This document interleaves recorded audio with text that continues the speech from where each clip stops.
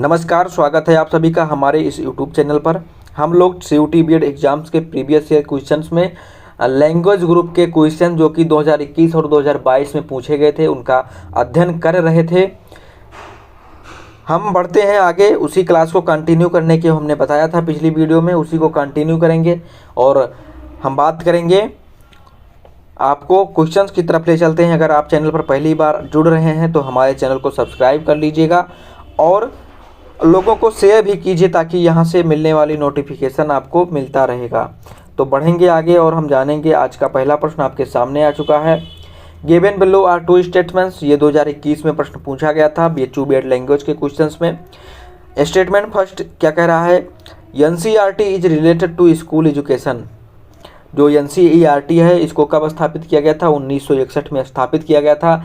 It is autonomous body, या एक स्वायत्त संस्था है जो कि क्या करती है, स्कूल एजुकेशन से रिलेटेड शोध करती है, रिसर्च करती है। अगली बात कह रहा है स्टेटमेंट 2 क्या कह रहा है, UGC is related to higher education. University grants commission जो है वह उच्च शिक्षा से संबंधित है। तो दोनों कथन क्या है, बिल्कुल सही हैं। दोनों कथन क्या हैं, बिल्कुल सही हैं। बहुत कथन आपका यहाँ पर राइट आंसर हो जाएगा। पहला ही ऑप्शन इसका सही ऑप्शन हो जाएगा। मैंने बताया आपको एनसीईआरटी की स्थापना, आपको बताना है यूजीसी की स्थापना कब की गई थी। कमेंट बॉक्स में बताइएगा यूजीसी की स्थापना कब की गई थी। हम बढ़ेंगे आगे। अगला प्रश्न आपके सामने है, given below are two statements. नीचे दो कथन दिए गए हैं। One is labelled as assertion A, कथन एक के रूप में कहा गया है और जो कारण है वो कथन आर के रूप में कहा गया है। यहाँ पर आपको बताना है the objective of mid day meal is diet out of greed of food. Food भोजन की लालच की बात कर रहा है। Students will come to school for studies. मध्याह्न भोजन योजना का उद्देश्य है कि भोजन के लालच में विद्यार्थी विद्यालय अध्ययन हेतु आएंगे। रीजन आर कह रहा है every child should have availability of nutritional and balance diet.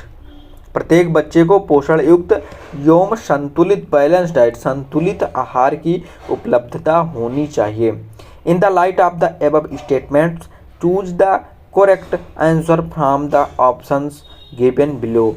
आपको नीचे दो कथन दिए गए हैं, जो कथन है उनमें सही आंसर चूज करना है। तो कौन सा ऑप्शन सही हो जाएगा, पहला ऑप्शन यहाँ पर क्या हो गया, गलत हो जाता है। लालच की बात नहीं की गई थी। नामांकन सुधार करने के लिए, ड्रॉप आउट को रोकने के लिए मिड डे मील योजना शुरू की गई थी 1995 के आसपास, और हमने इसको पूरी विस्तार से बताया है। अगर आपने वो वीडियो नहीं देखी है तो आप प्लेलिस्ट में जाइए, प्लेलिस्ट में जाकर के 3 वीडियोज़ हैं, डेवलपमेंट ऑफ इंडियन हिस्ट्री या फिर एजुकेशन कमीशंस, तो उनको देख लीजिए, आपको बहुत ही हेल्प मिलेगा। वहाँ से प्रश्न बनते हैं। तो कौन सा ऑप्शन सही हो जाएगा, केवल second option R is the right answer. तो A is false but R is true. चौथा विकल्प यहाँ पर क्या हो जाएगा, सही हो जाएगा। ये गलत है और आर यहाँ पर सत्य है। अब हम आगे बढ़ें, अगला क्वेश्चन आपके सामने लाते हैं। Pick the correct statement, statements with regard to teaching a. A teacher to be effective does not have be an orator. शिक्षक को प्रभावी होने के लिए एक महान वक्ता होने की आवश्यकता नहीं है। Evaluation of the students progress is not the job of a teacher, it is a function of an external agency. छात्रों की प्रगति का मूल्यांकन एक शिक्षक का काम नहीं है, कार्य नहीं है, यह एक बाहरी एक्सटर्नल एजेंसी का काम है। सी कह रहा है the most important function of a teacher is to cover the prescribed curriculum. एक शिक्षक का सबसे महत्वपूर्ण कार्य निर्धारित पाठ्यक्रमों को पूरा कराना है। D even the most experienced teachers should plan their lectures before addressing a group.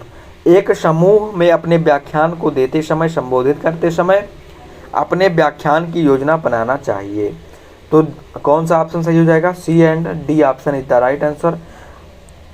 एक टीचर को निर्धारित समय में करिकुलम जो है, जो सिलेबस दिया जाता है, करिकुलम दिया जाता है, वो क्या करना है, समाप्त कर देना चाहिए।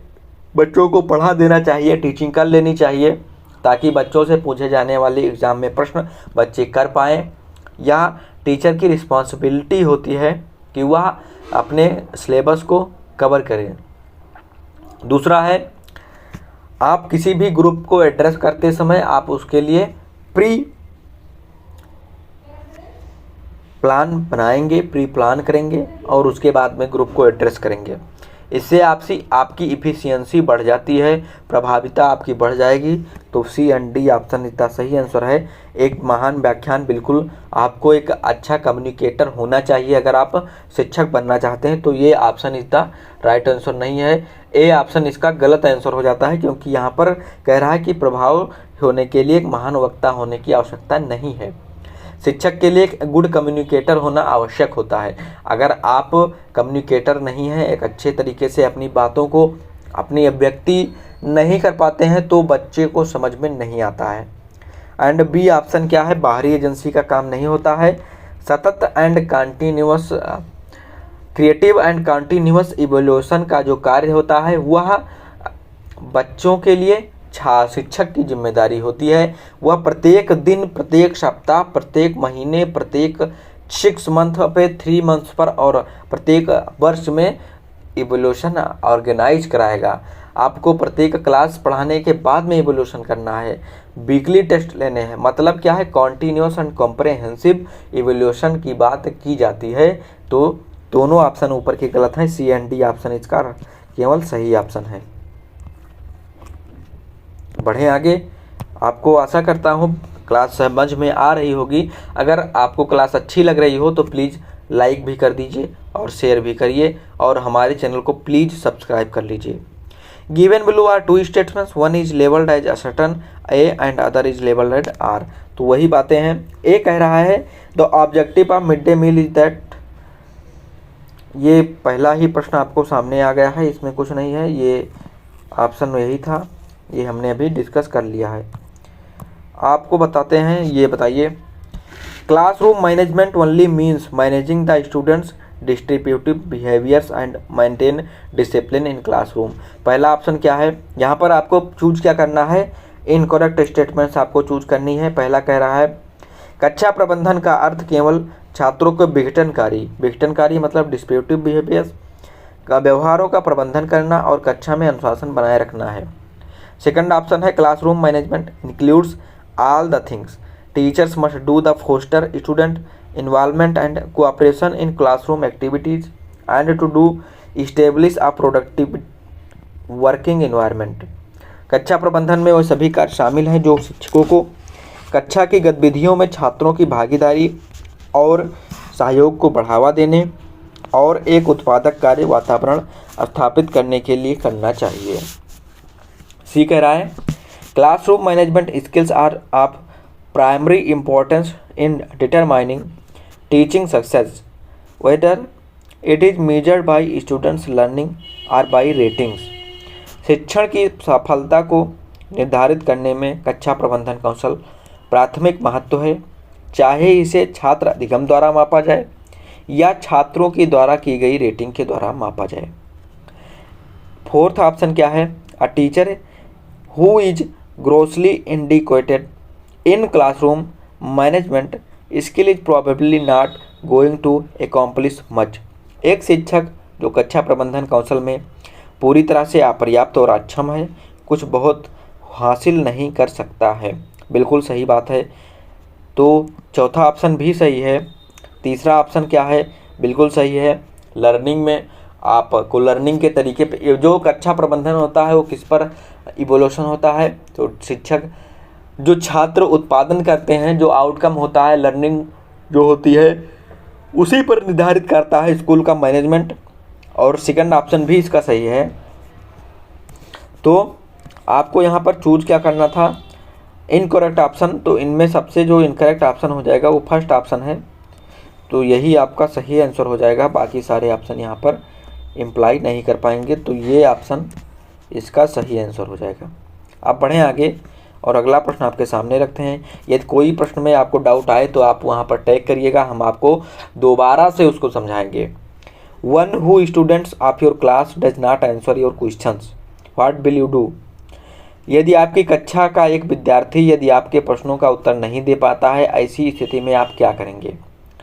Punish him her for not given answer, उत्तर न देने के कारण उसे दंडित करेंगे। Give him her clue for answer, सही उत्तर हेतु संकेत प्रदान करेंगे। Ask same question to another student, उसी प्रश्न को किसी और विद्यार्थी से पूछेंगे। Ask another question to him her, उससे दूसरा प्रश्न पूछेंगे, दूसरा अनदर क्वेश्चन। तो कौन सा ऑप्शन सही हो जाएगा? आप उसको थोड़ा सा संकेत देंगे, क्लू देंगे। इसको क्या कहते हैं? अगर कोई छात्र थोड़ा सा अटक रहा है तो थोड़ी सी हेल्प करेंगे तो वह बता ले जाएंगे, और इससे उनमें क्या होती है, एक कॉन्फिडेंस बढ़ता है और वह शिक्षण में इंगेज होते हैं। तो दो ऑप्शन जो है इसका सेकंड ऑप्शन सही हो जाएगा। दंड देना और दूसरे से पूछना और दूसरा प्रश्न पूछना, ये सारी चीज़ें आप नहीं करेंगे, तो ऑप्शन सेकंड इसका केवल सही आंसर हो जाता है। अब हम आगे बढ़ते हैं और अगला प्रश्न आपके सामने आता है। शिक्षक का निम्नलिखित में से महत्वपूर्ण कर्तव्य क्या होगा? बालकों को केवल विषय ज्ञान का गान करना, ओनली आ गया, मैंने बताया है आपसे, गलत आंसर हो जाएगा। बालकों को खेल क्रिया के द्वारा पढ़ाएंगे। महत्वपूर्ण कर्तव्य की बात कर रहा है, ध्यान में रखिएगा, इम्पॉर्टेंट चीज की बात कर रहा है, इम्पॉर्टेंट। सी कह रहा है बालकों के सर्वांगीण विकास पर ध्यान देंगे, और डी कह रहा है बालकों को अतिरिक्त कक्षाएं देंगे। तो सी ऑप्शन ही क्या हो जाएगा? सही आंसर हो जाएगा।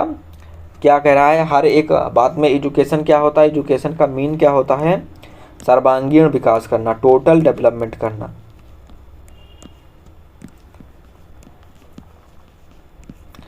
टोटल की बात की जाती है, तो सी ऑप्शन इसका सही आंसर हो जाता है। अगला प्रश्न आपके सामने है।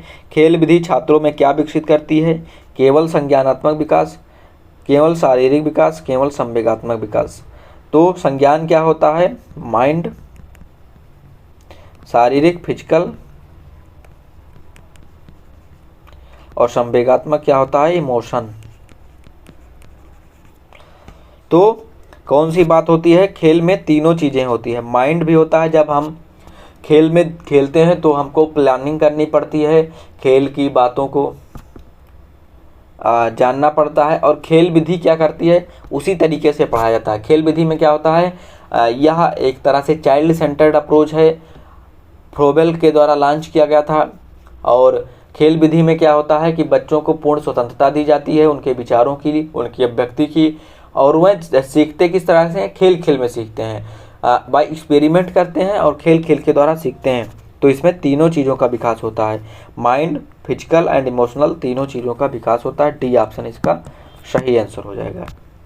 आज का लास्ट क्वेश्चन आपके सामने आएगा अभी। आपके प्रधानाचार्य बहुत कठोर स्वभाव के व्यक्ति हैं, आपके प्रति उनका दृष्टिकोण सकारात्मक नहीं है, आपका क्या प्रयास होगा? नौकरी से त्यागपत्र दे देंगे, रिजाइन कर देंगे, प्रधानाचार्य की शिकायत उच्च अधिकारियों से करेंगे। सी कह रहा है अपनी कार्यशैली और व्यवहार से प्रधानाचार्य के प्रति अपने प्रति दृष्टिकोण को बदलने का प्रयास करेंगे, और उपयुक्त में से कोई नहीं। तो कौन सा विकल्प सही हो जाएगा? सी ऑप्शन इसका सही आंसर हो जाएगा। आप अपने में इम्प्रूव करेंगे, अपने क्वालिटीज़ को इम्प्रूव करेंगे, अपनी स्किल्स को इम्प्रूव करेंगे, जिससे क्या होगा, आपके प्रति प्रधानाचार्य का जो रवैया है, बिहेवियर है, वो क्या हो जाए? चेंज हो जाए। तो सी ऑप्शन इसका सही आंसर हो जाएगा, बाकी सारे ऑप्शन गलत हो जाएंगे। नौकरी का त्यागपत्र देना, उच्च अधिकारी से शिकायत करना, ये सब बातें नहीं होंगी। आपकी नियुक्ति आपके रुचि और पसंद के अनुसार नहीं हो पाई। विद्यार्थियों और आपके सहकर्मियों के प्रति आपका व्यवहार कैसा होगा? बहुत लोगों को होता है, देखे होंगे आप, कि अगर उनकी रुचि के अनुसार, उनकी इंटरेस्ट के अनुसार उनका सक्सेस नहीं मिलता है तो वो फ्रस्ट्रेट हो जाते हैं। तो लेकिन आप एक ऐसे पेशा में हैं, एक ऐसे व्यवसाय में हैं, एज अ टीचर आप एक समाज का आईना होते हैं, समाज का आदर्श होते हैं। इसके आधार पर आपको इन सारी चीज़ों को इन्फ्लुएंस नहीं कर पानी चाहिए। आपके बिहेवियर में ये सारी चीज़ें इन्फ्लुएंस ना करें। इसके लिए कौन सा विकल्प सही हो जाएगा? ये सामान्य ऑप्शन इसका सही आंसर हो जाएगा। आप सामान्य व्यवहार करेंगे, आपके ऊपर इन सारी चीज़ों का प्रभाव नहीं पड़ेगा। तो कौन सा विकल्प सही हो गया? बी ऑप्शन इसका सही आंसर हो गया। तो हमें आप ज्वाइन कीजिए, हमारे यूट्यूब चैनल को सब्सक्राइब कीजिए और टेलीग्राम ग्रुप से जुड़ जाइए। वही सारी चीज़ें हैं, टेलीग्राम ग्रुप डिस्क्रिप्शन बॉक्स में लिंक्स दी गई हैं और हम ऐसे ही PYQ सेशन आपको लाते रहेंगे। आप हमसे जुड़ते रहिए, मिलते रहिए और पढ़ते रहिए, स्वस्थ रहिए और आपके अच्छी कामना के लिए, भविष्य के आपके अच्छी कामना के लिए हम कामना करते हैं। Best of luck for your exam. मिलते हैं अगली क्लास में, तब तक के लिए नमस्कार। आपको अच्छी लगी क्लास तो लाइक करिएगा, शेयर करिएगा, कमेंट बॉक्स में बताइएगा कि कैसा लगा आपको। तो मिलते हैं अगली क्लास में, तब तक के लिए नमस्कार, जय हिंद।